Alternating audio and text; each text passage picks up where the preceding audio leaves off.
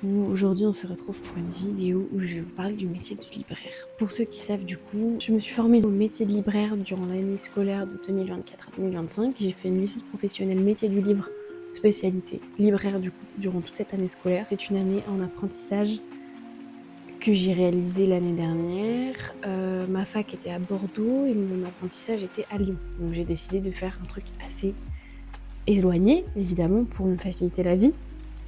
Enfin bref, je vais vous reparler de cette expérience, de pourquoi j'ai choisi de faire ça, qu'est-ce que j'en ai tiré de cette année, plus d'un an en fait, parce qu'après en CDD pendant 4 mois, donc je dois avoir genre un truc style 16 mois de taf là-bas, dans la même librairie.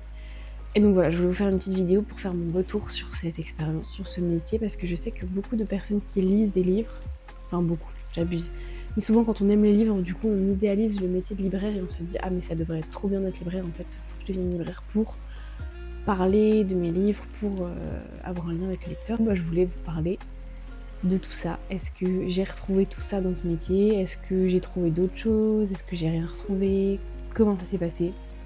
Voilà. Premièrement, pourquoi j'ai choisi ce métier? Alors, j'ai repris la lecture au Covid, à partir du Covid, mais je lisais beaucoup quand j'étais jeune. Et quand j'ai repris la lecture, j'ai trouvé qu'il me manquait une notion de partage.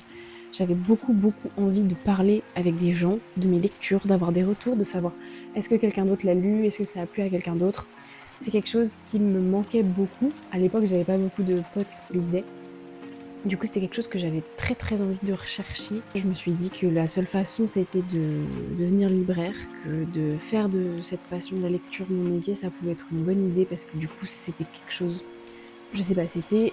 La lumière a grave changé, un gros nuage. Du coup, je me suis dit que de faire de cette passion un métier pouvait être une bonne idée. J'étais en recherche d'idées de quoi faire de mon avenir. Je m'étais dit, il y a forcément un moment l'idée assez idéaliste de se dire je vais ouvrir un café-librairie où je vais rencontrer des gens, faire un espace de rencontre, je vais lire des livres, partager des livres, offrir un endroit où les gens peuvent se rencontrer mais aussi se ressourcer.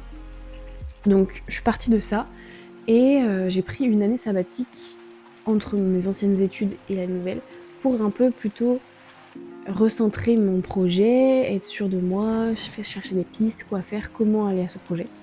Du coup, dans cette année, j'ai pas mal travaillé. Enfin, c'était le but en fait de travailler pour avoir de l'expérience et voir si mon projet allait être viable ou pas. Et donc évidemment, sans aucune formation, trouver un poste de libraire, c'était impossible. Donc j'ai quand même essayé, mais ça n'a pas marché. Donc je me suis tournée sur le côté salon de thé de ce projet. J'ai du coup cherché du travail un peu en restauration, mais restauration qui faisait des boissons, ce genre de choses. J'ai pas forcément trouvé parce que je n'avais pas d'expérience du coup. J'ai atterri dans de la restauration rapide. J'ai travaillé dans un endroit où je faisais des pitas.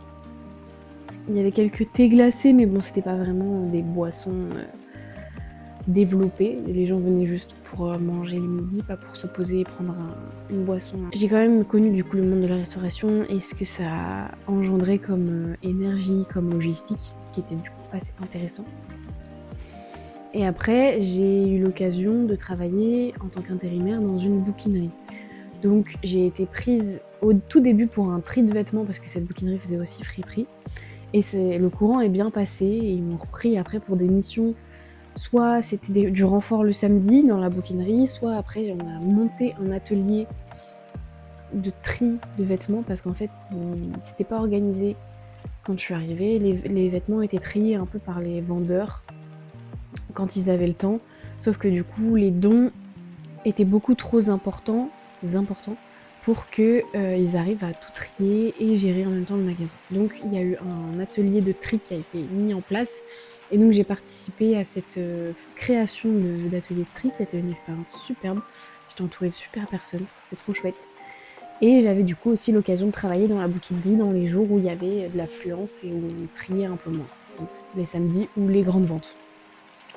Donc c'était vraiment une super expérience qui m'a permis du coup de travailler autour des livres et de me réconforter dans cette idée de ah ça peut être vraiment chouette de faire de les livres un métier. Donc j'ai postulé en cette fin d'année là parce que ça devait être juste avant les grandes vacances, donc pile le moment où tu postules dans des écoles. J'ai postulé à toutes les licences professionnelles que j'ai trouvées, donc il y avait je crois Lille, Toulouse, Paris, Bordeaux.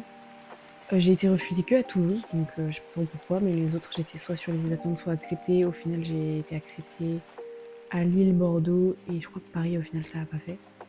En même temps j'avais pas d'entreprise d'alternance. Je sais pas, je me suis pris un peu comme un pied.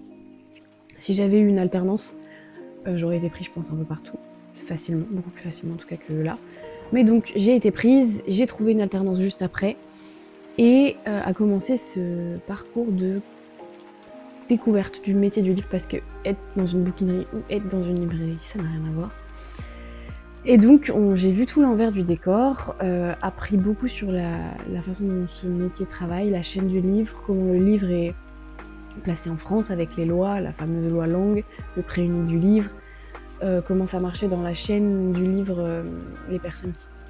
Bah, du coup, il y a plein de choses différentes. Il y a éditeur, distributeur, diffuseur, transporteur, enfin des trucs un peu logiques quoi, de la logistique et de la librairie. Donc j'ai appris tout ça, c'était hyper intéressant.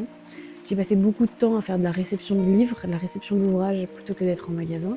J'avoue que moi, je me trouvais très à l'aise en réception parce que j'occupais mes mains et je voyais des livres passer et du coup c'était plus facile pour moi d'être en réception que d'être en magasin à attendre les clients et à conseiller. Parce qu'en fait, il y a eu aussi le fait que ce que moi je lis, ce n'est pas de la littérature, c'est pas du polar, c'est pas des sciences humaines. Je lis de la fantaisie et je peux lire de la romance aussi. Mais du coup, dans la librairie où j'étais, c'était une librairie généraliste qui avait un très petit chiffre d'affaires sur la fantaisie et qui n'avait pas beaucoup de clients, en fait. Qui n'avait pas de clientes comme moi, qui n'avait pas... Enfin, on n'avait pas ce public. Donc quand je suis arrivée, on a essayé un petit peu de faire des choses pour que ce public vienne un peu, voir si c'était juste parce qu'on n'avait pas d'offres ou si c'était juste parce qu'il y avait vraiment personne. Donc on a essayé de diversifier un peu, de faire des mises en avant, mais ça n'a pas fonctionné. Donc ça a été une année un peu compliquée parce que du coup, vu que je pouvais pas conseiller mes bases de connaissances, j'ai dû me créer des bases de connaissances. Donc année intense où j'ai lu beaucoup de choses. J'ai lu beaucoup de BD, manga parce que c'est ce que j'ai pu acquérir plus rapidement. J'avais déjà une forte base parce que j'avais regardé beaucoup d'animés. Donc en manga, je pouvais déjà pas mal conseiller. Donc je me suis dit, bah, je vais aussi lire pas mal de BD pour avoir, voilà, pour être opérationnelle sur cet endroit-là. J'ai essayé de me faire à la littérature, mais j'y arrive pas. C'est pas fait pour moi. C'est pas ma façon de lire. Ça m'intéresse pas. C'est pas pour moi. Et je me suis dit, bah sinon le polar, j'aime pas mal, donc peut-être que ça peut passer aussi. Sauf qu'en fait, je suis une personne assez sensible et lire tout le temps des trucs où des gens se tuent, où il y a de l'angoisse, où il y a du machin, ça m'a impacté en fait dans ma vie de tous les jours. Donc je me suis dit, bon, peut-être pas non plus partir sur le polar. Le polar, on va le garder pour de temps en temps et on va pas en faire ça non plus son métier. Donc voilà, ça a été toute une année où je me suis mis la pression parce que forcément aussi on te dit qu'il faut que tu sois performante, il faut que tu réussisses à faire des conseils, tu te mets la pression toi, même si ton patron ne te la met pas forcément, comme tu as la chance d'être en apprentissage dans ce métier, ce qui est un métier un peu fermé en soi, c'est dur d'avoir des places dans la librairie. Et bah tu te mets la pression pour pouvoir lire, pour être le meilleur, pour performer.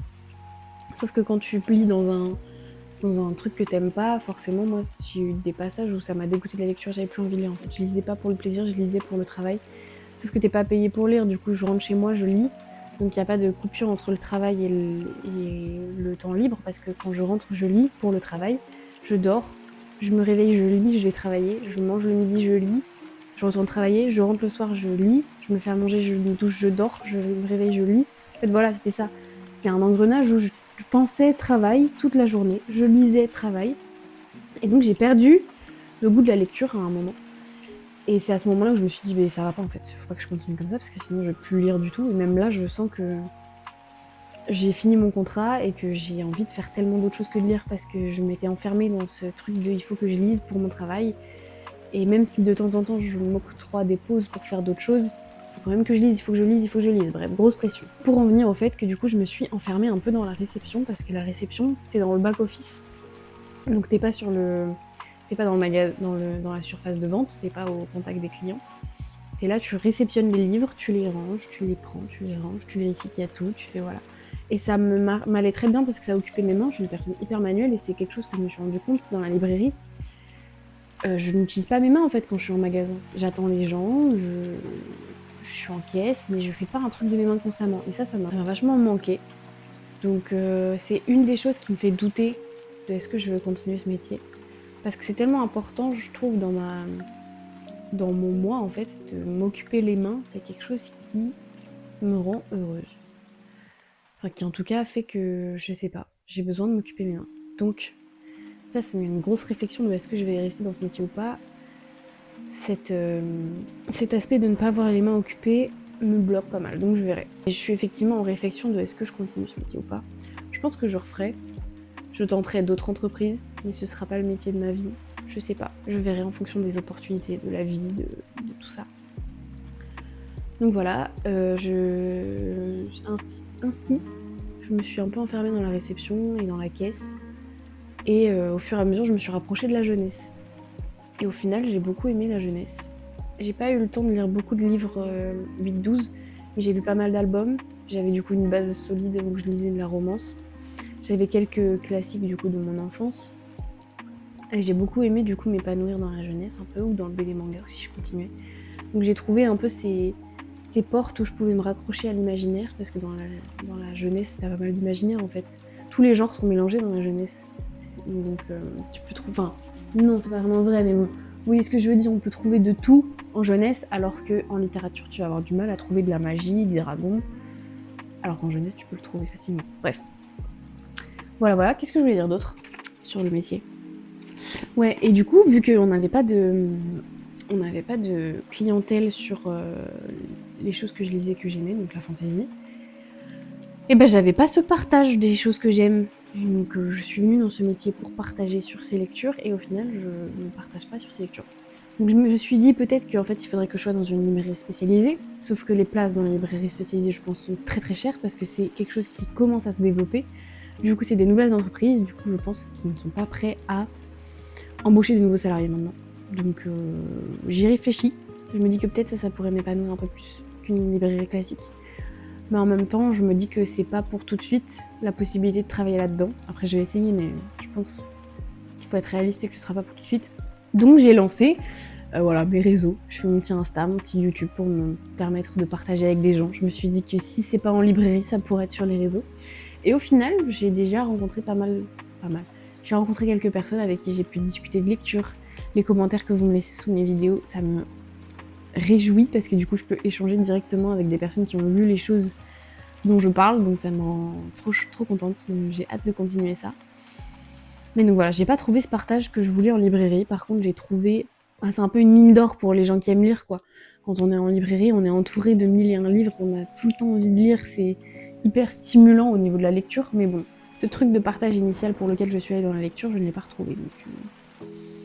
Donc ça me fait vachement douter sur la suite de est-ce que je veux continuer ce taf, le fait qu'il n'y ait pas de choses à faire de mes mains, ou alors il faut que je sois pas en surface de vente, et que j'ai pas retrouvé ce partage. Je doute beaucoup, malgré le fait que c'est sympa. Et puis aussi le fait que métier passion, ou en tout cas le métier de libraire, bah vu que t'es censé aimer ce que tu fais, et bah c'est pas grave si tu gagnes pas beaucoup d'argent, quoi. Genre libraire, en fait, t'as pas beaucoup de... À part avoir ta propre librairie qui fonctionne bien, y a pas beaucoup d'opportunités d'évolution. Je vais pas gagner 3000 balles en étant libraire, quoi. Si je dépasse un peu le SMIC, c'est que j'ai de la chance. Donc ça, forcément, ça fait aussi réfléchir pour la suite. Est-ce que j'ai envie de galérer un peu toute ma vie pour pouvoir vivre de cette passion? Ou est-ce que je me retourne vers un métier où je suis un peu moins passionnée, mais un peu plus comblée au niveau du manuellement, et je partage mes lectures sur internet en parallèle? Je sais pas. C'est ma grosse réflexion des prochains mois. Là, je vais réfléchir parce que du coup, j'ai fini mon contrat. Je vais rentrer chez mes parents un peu pour me renouer un peu avec ma famille. Là, j'étais loin. Je me suis rapprochée de ma famille ces derniers temps, mais ils étaient loin. Donc forcément, je les voyais que de très rarement. Donc là, ça va me faire plaisir de les revoir, de prendre un peu de temps pour moi aussi. J'aimerais reprendre le sport. En fait, je me suis sentie hyper vidée par cette année d'apprentissage. Je sais pas si c'était juste l'apprentissage en général ou si c'était aussi le fait que j'ai dû trouver un appart en plein milieu. J'ai été à Bordeaux, puis à Lyon, puis au début à Bordeaux j'étais hébergée, puis au final à la fin j'ai un peu été à droite à gauche, donc forcément ça fatigue parce qu'on n'a pas d'endroit stable. Donc je pense qu'un peu tout ça m'a fatiguée, le fait aussi que j'ai l'impression qu'un 35 heures ça n'ira jamais. Et après, encore, je me dis qu'on est chanceux d'avoir des 35 heures parce que, par exemple, là, je parlais avec ma belle cousine, la meuf de mon cousin, qui vient de République tchèque et eux, c'est 40 heures par semaine. Donc en fait, je me dis 40 heures par semaine, mais je décède 40 heures par semaine. Déjà, 35 heures, j'ai l'impression d'avoir le temps de rien faire. Donc je sais pas. Grosse réflexion dans cette société, où est-ce que je trouve ma place, dans cette façon de travailler, dans cette construction de société. Est-ce que moi, mon petit être, va réussir à trouver sa place? Je sais pas dans quoi je parle là. Bref, je suis pas sûre de continuer ce travail. Comme je l'ai dit, je le referai un petit peu. Peut-être, je le referai si je trouve des opportunités qui m'appellent. Mais en même temps, j'ai décidé de me laisser porter par la vie. Forcément, je vais postuler quand j'en aurai besoin. Mais pour l'instant, là, je vais avoir 1 mois, 2 mois où je vais juste faire des trucs qui me plaisent. Genre là, si vous savez, j'ai des envies de fou. Enfin, des envies de fou, ça y est. J'ai envie de refaire la salle de bain. Je suis chez mes parents, du coup, qui ont une maison qu'ils ont faite il y a 10 ans, je crois. Et du coup, là, la salle de bain, parce que eux ont leur salle de bain et nous, on a notre salle de bain. Ouais, on a de la chance d'avoir une salle de bain pour les enfants, une salle de bain pour les parents. Et bah, la salle de bain des enfants, du coup, la nôtre, qu'on utilise quotidiennement, elle commence à tirer de la gueule de fou. Là, elle a 10 ans, elle commence à... Déjà, de base, on sentait, c'est tout blanc partout quasiment. Il y a un petit peu de couleur, mais ça fait très, très blanc, très... Comment? Hôpital, en fait. Genre, t'es là, tout est blanc, tout est stérilisé, peut-être, on sait pas, mais... Donc, j'ai trop envie de péter le carrelage et de remettre un carrelage de couleur, parce que là, le carrelage est blanc et les murs sont blancs. Je me dis, si tu mets un carrelage de couleur, ça peut faire trop sympa. Enfin bref, j'ai des projets comme ça. Là, je viens d'en parler ce matin même avec mon père. Ma grand-mère, pareil, qui a une amie à elle qui est décédée et elle a récupéré son appartement. Et bah du coup, potentiellement, va y avoir des travaux à faire dans cet appartement et j'aimerais trop avoir, mettre un peu ma main à la pâte, aider les gens, avoir des idées. En fait, j'aime beaucoup emménager. Là, par exemple, je déménage et je suis trop contente de réemménager dans ma chambre et de la refaire. Là, je suis arrivée pour les fêtes. 1 heure, j'étais déjà là, que ma chambre elle était déjà en train d'être changée. Que j'ai changé tous les meubles parce que l'état dans lequel était ma chambre, il était hyper sympa dans le sens où j'étais bien dans ma chambre, mais pas pour vivre. Pour être là 1 semaine, ça passe, mais pour rester 1 mois dedans, c'était pas possible, c'était pas fonctionnel. Donc là, je suis arrivée, je me suis dit, j'avais les plans dans ma tête, je vais changer ça là, ça là, ça là, je vais rajouter un meuble là, ça j'enlève, j'aimerais même repeindre mon mur, mais bon. Je me dis, on va y aller, chaque chose en son temps. Mais voilà, j'ai trop plein d'envie. J'ai envie de reprendre le sport, j'ai envie de reprendre la lecture, j'ai envie de me mettre un peu plus sur le contenu, j'ai envie de renouer avec des gens que j'ai pas vus depuis longtemps, prendre soin de mes plantes, j'avais même plus le temps de prendre soin de mes plantes parce que j'étais tellement fatiguée tout le temps. Aller voir des potes qui sont à Bordeaux et du coup moi je suis plus à Bordeaux, enfin voilà. J'ai vraiment plein de choses que j'ai envie de faire là prochainement. Donc je vais me laisser 1 mois ou 2 pour le faire. Et après je me plongerai un peu plus, putain faut que je passe mon permis aussi dans ces 1 mois ou 2, ça c'est moins fun. Donc voilà, un petit peu update sur comment j'ai vécu ce métier, quelle est la suite des événements, ce que je compte faire, est-ce que ça m'a... Je me suis pas épanouie, j'ai trouvé. Au début un peu, mais après pas tant. Là j'ai trouvé que les derniers mois, déjà les 2 derniers mois ça allait mieux, mais j'ai trouvé que je me suis pas forcément épanouie. Je sais pas si c'est à cause du coup du métier, si c'était l'entreprise, parce que du coup il y avait pas de clientèle dans mon genre, je sais pas ce que c'était. C'était le fait que j'étais isolée et que j'avais pas de cercle social, enfin tous mes potes étaient loin, ma famille était loin. J'étais un peu seule, quoi, il y avait que mes collègues. Je sais pas, on verra. Mais en tous les cas, là, j'ai hâte de voir. En plus, ah oui, là, on vient de passer, je tourne, on est le 1er. Donc là, on vient de passer à la nouvelle année. Et en plus, je vous parle du coup de l'avenir. Donc ça marche très bien. J'ai pas forcément fait de résolution. Mais j'en ai parlé ce matin avec ma mère. Je me suis dit, je me laisse porter, je me recentre. J'essaye d'écouter un peu ce que je veux. J'essaye d'être heureuse. C'est un grand mot, essayer d'être heureuse. Mais voilà, je vais essayer de trouver, voir les opportunités qui me sourient. J'ai des idées de choses, par exemple, j'ai appris à me faire les ongles et ma cousine habite pas trop loin. Bon, elle habite quand même genre à 2 heures de route, mais comparé comme c'était Lyon, voilà, c'est pas trop loin. Et elle est en train d'ouvrir un truc de prothésiste ongulaire parce qu'elle a été formée et a travaillé dans un salon. Mais là, elle a changé de ville et dans sa ville, il y avait une opportunité d'ouvrir un truc et d'avoir des clients. Du coup, forcément, je me dis, ouais, moi j'ai appris à faire mes ongles, c'est un truc manuel, c'est un truc un peu créatif, ça peut être sympa. Et en plus, il y a une personne de ma famille qui est en train d'ouvrir son salon. forcément, ça me fait un peu tic dans la tête. Après, là, il y a les réseaux, il y a le fait que j'aime beaucoup retaper des choses, que j'aime beaucoup la créer, par exemple, l'appartement. J'ai trop hâte d'avoir des idées, par exemple. Refaire la salle de bain, réarranger les trucs, donc je sais pas. M'occuper des plantes, ça, je pourrais pas le faire toute la journée. Je sais pas, je sais pas trop où l'avenir me portera, mais donc voilà, j'arrive dans 2026 avec ce mindset.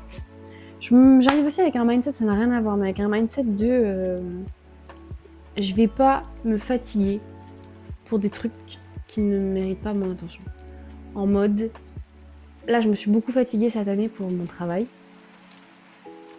Et donc, en contrepartie, je m'octroie une pause de 1 mois, 2 mois où je profite. Ça se trouve, au bout d'un mois, j'en aurais marre et je voudrais retrouver quelque chose. Ça se trouve, au bout de 2 mois, sinon j'ai toujours pas assez de repos. Je veux continuer à me reposer, je veux pas travailler. Ou alors je trouve un partant.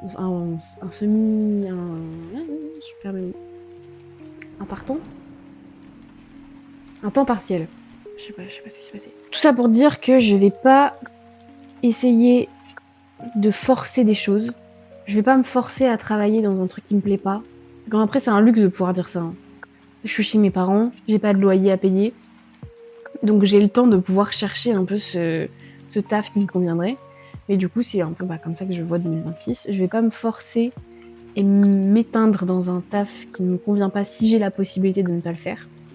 Je vais pas entretenir des relations amicales ou genre des connaissances. Je vais pas forcer en fait avec les gens parce que j'ai peur de pas avoir de potes. Je vais pas donner mon énergie pour des gens qui ne me rendent pas cette énergie. Je vais quand même m'ouvrir aux rencontres, essayer de rencontrer des gens et voir un peu. J'aimais pas trop le truc de les gens viennent et partent dans ta vie parce que j'ai peur que quand tu penses comme ça, tu laisses trop facilement partir les gens. Je sais pas si tu vois ce que je veux dire.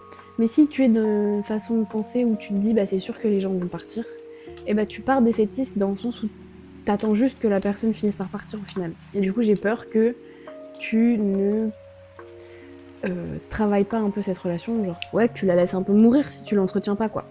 Donc d'un côté ça j'aime pas cette façon de parler, mais d'un autre sens j'ai pas envie de m'enfermer dans ce piège de entretenir une relation avec quelqu'un qui m'épanouit pas et où au final c'est que moi qui donne, ou moi je donne plus que l'autre. Voilà, en fait je suis plus partie sur, on parle de mon année 2026 qu'on parle de mon métier de libraire. En tous les cas en 2026 je veux lire tout ce qu'il y a dans ma palle. Là ça me chauffe, enfin tout ce qu'il y a dans ma palle j'abuse, mais j'ai envie de vider ma palle. Parce que là c'est des accumulations de toute l'année que j'ai pas pu acheter, enfin que j'ai pas pu lire et que du coup j'ai acheté pour lire plus tard. Et donc là, j'ai trop hâte de lire tout. Et je vais essayer aussi de faire un truc, je ferai sur Insta, mais peut-être qu'on fera un bilan en vidéo ou un truc. Mais j'ai plein de séries que j'ai commencé, que j'ai pas fini. Et donc je vais me faire un but de finir ces séries en 2026. Ou alors au moins continuer et arrêter de commencer plein de séries et de pas les finir. Ou alors de les arrêter parce que je les aime pas, mais pas parce que je les aime bien et que j'ai pas le temps de lire la suite. Donc ça va être un gros objectif de 2026, continuer les séries. Et vider un peu ma palle, ne pas acheter sans lire. Et c'est pas grave si on lit pas d'ailleurs. Je me dis aussi, s'il y a un mois où je lis pas trop, c'est pas grave. Je lirai le mois d'après, ou le mois encore d'après. Ou alors je ferai une pause, et je m'épanouirai sur d'autres choses. Enfin voilà. 2026 en fait, pas de pression. On suit le flow. Putain c'est ridicule, c'est pas grave. Enfin bref voilà, si vous avez des questions sur le métier de libraire, parce que j'avoue là que j'y suis un peu allée à mon ressenti. Je sais pas trop ce que vous auriez aimé savoir sur ce métier. N'hésitez pas à me poser des questions. Je suis grave ouverte à la discussion là-dessus, évidemment. Je vous souhaite une très bonne année 2026. Je vous souhaite que du bon et de l'épanouissement et de vous trouver vous, de trouver ce qui vous plaît, d'être bien entouré, la santé. Of course, la santé. Des gros bisous, prenez soin de vous et très bonne année 2026.